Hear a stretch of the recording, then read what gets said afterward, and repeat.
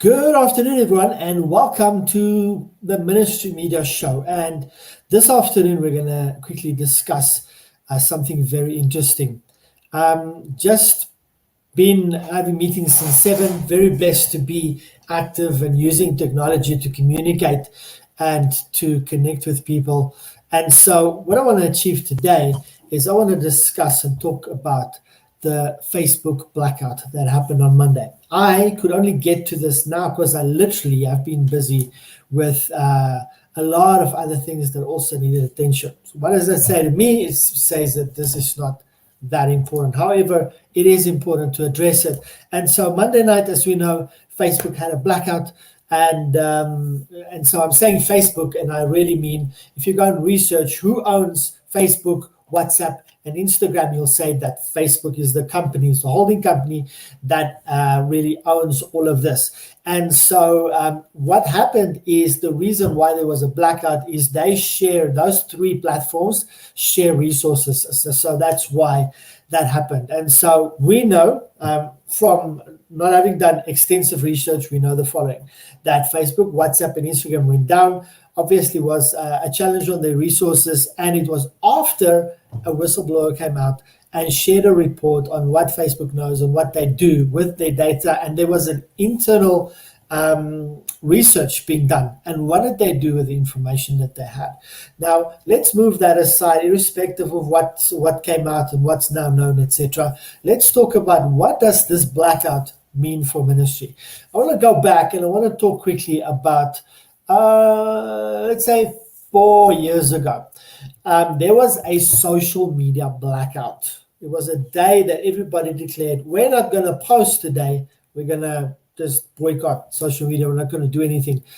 That was an opportunity for me. And I said, and I did a post, I said, wow, the social media blackout means that as ministries or anybody else that need to get a message out, you have now got an opportunity to get your message out, to reach more people, because there's going to be less noise on this day. If we take that and we relate it to the blackout on Monday, same thing.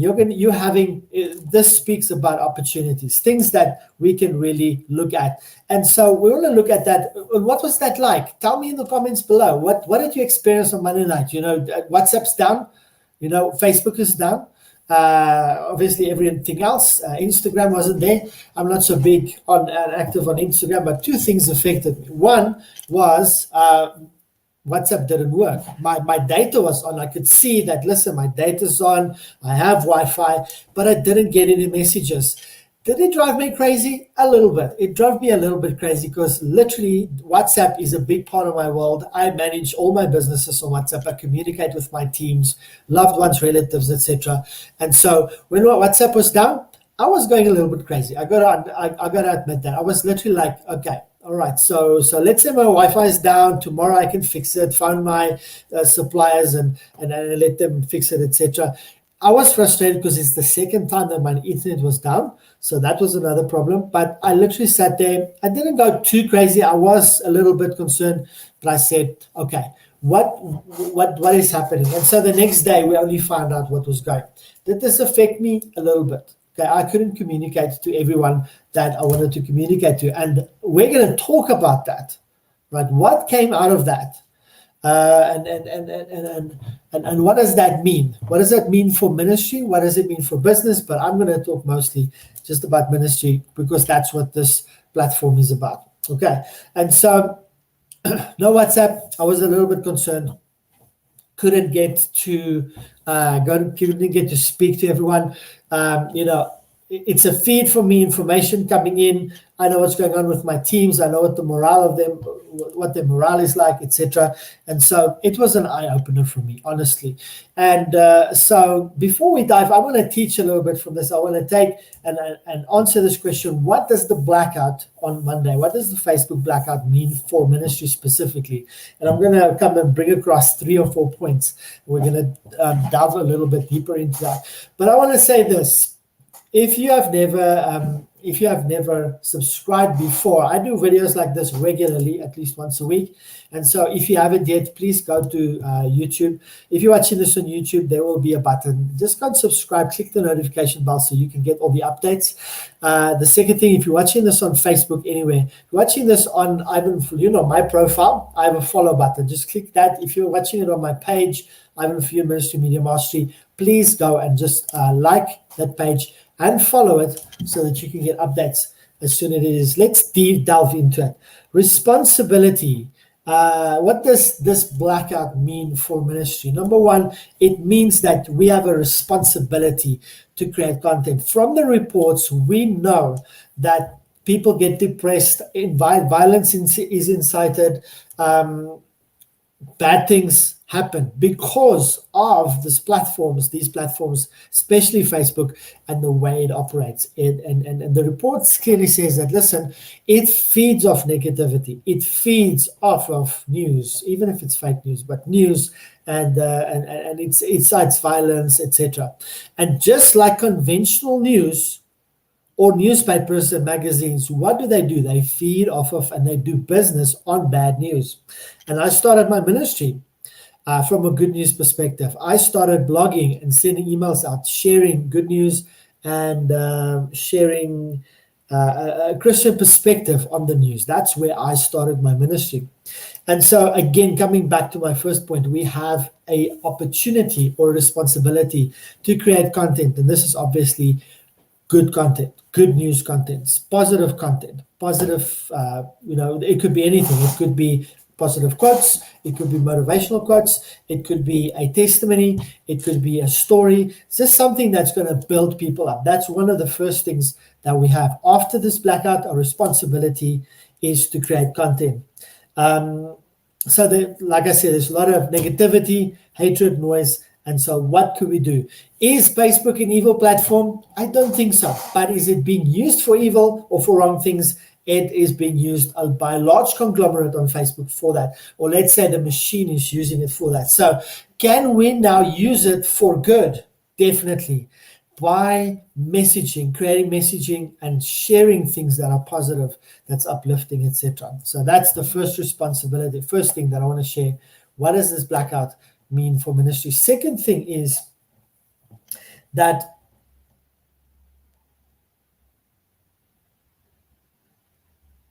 a couple of things that we are able to do on these platforms that is affected, and I want to talk about how can we change that. So let's look first at communication. All right, so I use WhatsApp mostly for communication, a little bit of Messenger, Facebook Messenger. So WhatsApp, Facebook Messenger, those are big parts of my world. I don't know for you, but it helps me to communicate and reach people. And so what we've learned from the blackout is, listen, we have to have alternatives in place. Because let's say we run an organization on communication on WhatsApp, on communication on Messenger. Let's say we're talking about communication received from clients. When we have a blackout, if it happens again, or if it happens for a long period of time, we will be crippled. We will have a problem. And so here is my advice. You need to look at alternatives like Signal. It's a platform that also communicates very much. It's the same kind of communication tool like WhatsApp. And so that's an alternative. Have it. Let your team have it. Let them just download it as a backup. Other platform that you can look at also is Telegram. Just let your team have it. Let everybody that you're connected with, let them at least just have Telegram or Signal as an alternative to WhatsApp. Because if you have a blackout again, and especially if it's extended period of time, you're going to run around getting connected and trying to communicate. Okay, so that's one of the first things that we need to look at. The second thing is community management. We're talking about discussing and having a platform where you community can feed back to you. You can communicate to them, just that back and forth, content sharing, etc. And so here are the platforms that we currently use in terms of content or community management. We have Facebook groups, we have WhatsApp, etc., etc. And so here is alternatives. You need to have your community connected in two different ways, right? One is let's say you have your community on Facebook groups, or it's a WhatsApp group, right? What happens is now the blackout happens, you cannot access or communicate on, for instance, WhatsApp. What happens if there's a blackout, especially a long periods of time? You need alternatives. So here's just an idea. On your WhatsApp group, say, hey, if a blackout happens, here is a link, go to, and here's 2 platforms that you can do. You can build communities, communication, share ideas. There's a lot of capabilities besides WhatsApp, which obviously Telegram and Signal is an alternative. But if you want to really go into community development and management, there's 2 platforms that you can use as an alternative. The one is Discord. I've seen it. I haven't really used it as extensively. And then another platform is Circle. Both can be merged into paid platforms. That's why Telegram and WhatsApp is so popular, is because it's a free platform. Not really. We know from a business perspective, they're selling information, they're using it to market. So in that sense, not free, but you pay for Discord and Circle if you possibly, and you can get your community. So what I would do is I would say, there's my WhatsApp group. Hey guys, if a blackout happens, click this link and go, this your invite link, go and join my Telegram group, or go to Discord, we'll communicate there, or go to Circle, etc. And that's what we'll do. Lastly, in this point, I want to talk about, now we're streaming Facebook, we're streaming our services. If you were wise, you would be streaming on YouTube as well. Let's say Facebook drops away, and now, right, there's all this marketing opportunity and availability to reach people. Here's what should happen. If Facebook is down, now what happened? Facebook wasn't like there was nothing there. It was just wasn't feeding new data. WhatsApp as well. It wasn't gone. It was just there's no new data. So you could use static pages by saying, listen, here's what needs to happen. We can't stream. So I would suggest using alternative platforms, for instance, streaming platforms that you can go to. So I use StreamYard. That's what I'm using here to communicate outwardly. This is what I would look at. I would look at streaming, right? And you can stream, obviously, YouTube. That's a great place. So building a community there is a good idea. Have a second community that you can go to.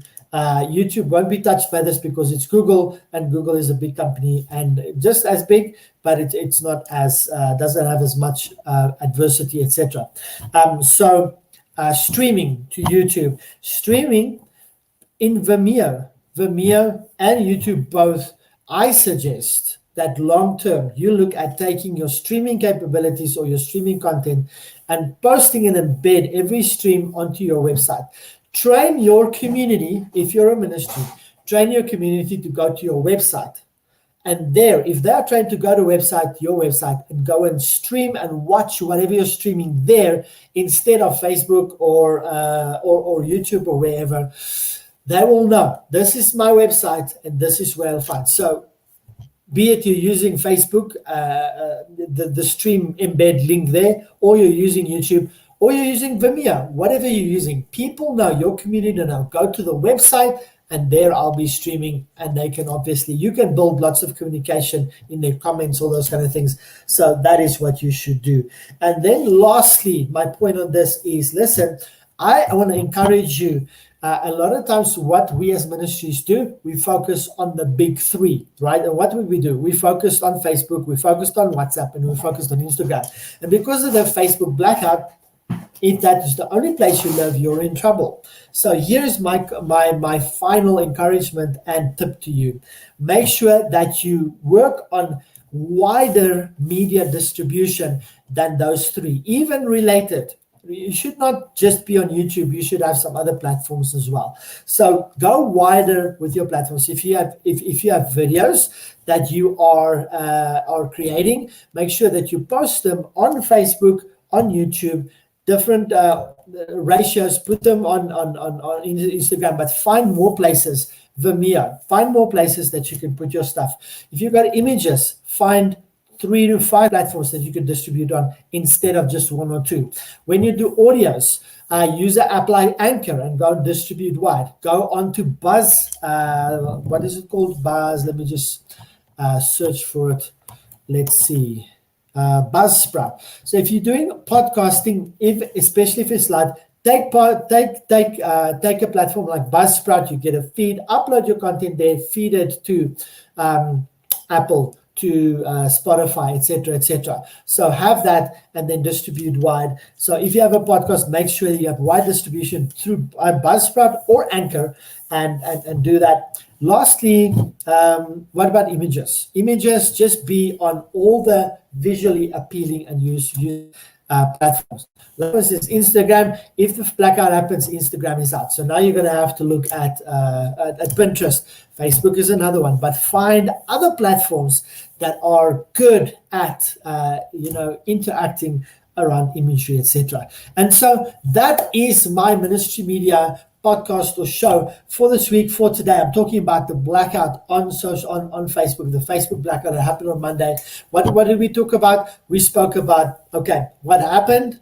How did it affect me? I want to know how it affected you. The blackout that happened on Monday, we call it the Facebook blackout. It affected Facebook, WhatsApp, and Instagram. And then I shared with you, what does this mean for ministry? Number one, we have a responsibility to share content. Two, I shared with you alternatives like communication alternatives, community management alternatives, and streaming alternatives. And I shared with you, it should be your website that should be the focus, not Facebook or your YouTube channel. And thirdly, diversification. Did you find this useful? I would love to hear from you. Go to the comment section below and just share with me your thoughts. Ask a question if you've got. And I want to thank you for watching this morning. I'm going to hang around. I'm going to give you a couple of seconds. If you have any questions, post it on comments real quick so I can give feedback to you. I also love live coaching, answering Q&A, etc. And let's see if there's anything there. Otherwise, we can close off this session. Thank you so much for watching. Remember to subscribe, like, etc., etc. I love you. Thank you so much. And I will see you in the next broadcast.